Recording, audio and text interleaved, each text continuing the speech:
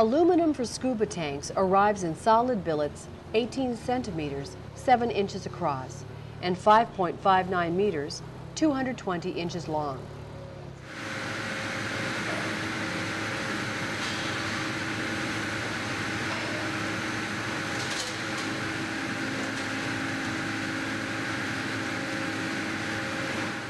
Saws cut aluminum slugs the proper weight from the billet.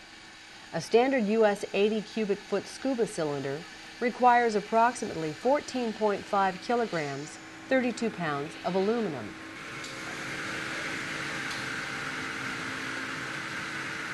A stamp records the aluminum's cast number on each aluminum slug. The number remains visible throughout the manufacturing process and is present on the base of each cylinder after manufacturing is complete. A forklift delivers prepared slugs to the extrusion press that forms the tank. 2,540 metric tons, 2,500 tons of pressure, force the aluminum into the shape of a scuba tank in 20 seconds. Friction heats the aluminum to nearly 147 degrees Celsius, 300 degrees Fahrenheit. Aluminum is so malleable that it extrudes around the press piston.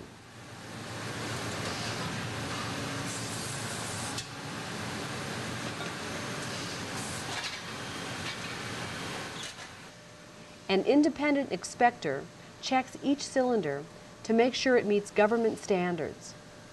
He checks the thickness of the cylinder walls and base, along with making a visual inspection of the inside, looking for imperfections. Pressing the cylinder into a heated form creates the neck. The cylinder is single-piece construction, no welding. The tanks are then solution heat treated to a T4 condition for 1 hour. A water quench and T6 aging process hardens the relatively soft aluminum alloy by changing its molecular structure. After hardening, 1 of every 200 tanks goes through tests that determine the tank's tensile strength. To conduct the test, a saw removes a coupon or portion of the tank.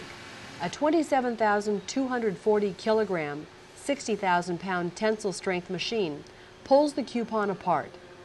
The aluminum must not break prematurely.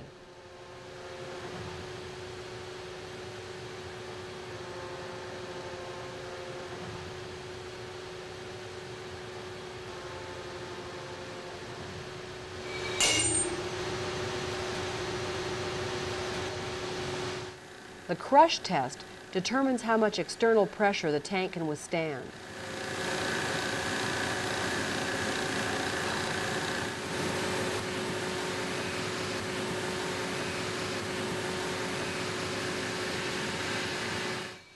Machining and threading prepare the tank neck to accept a valve, and every tank is checked with a thread gauge.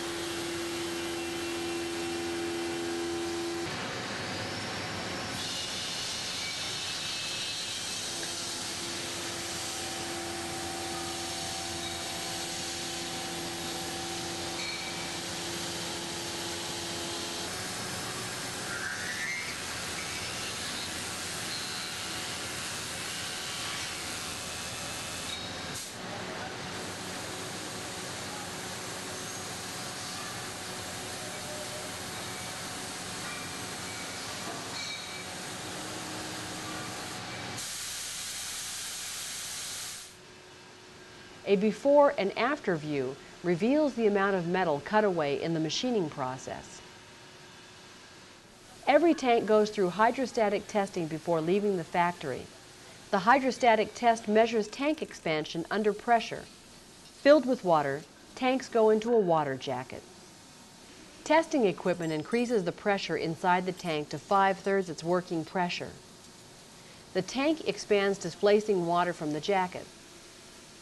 Measurements of the displaced water indicate how much the tank expanded. If the expansion is within acceptable limits, the tank passes the test. If not, it fails and can't be used. Markings stamped on the cylinder neck show the manufacturer's name and tank specifications, including service pressure, hydrostatic test date, and serial number.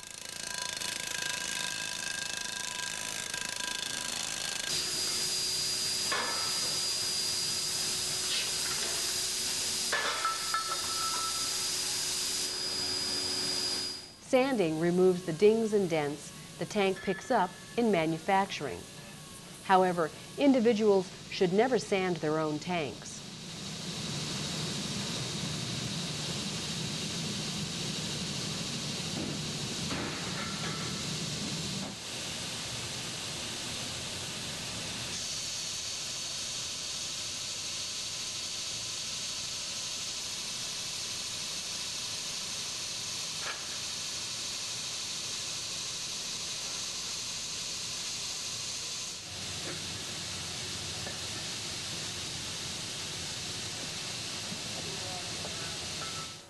To serve as a base, each tank gets a base coat of primer.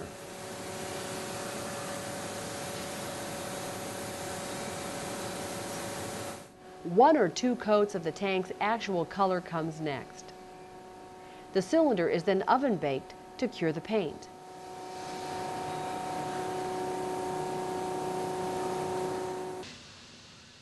Each tank must pass strength, metal chemistry, and cosmetic inspections before shipping.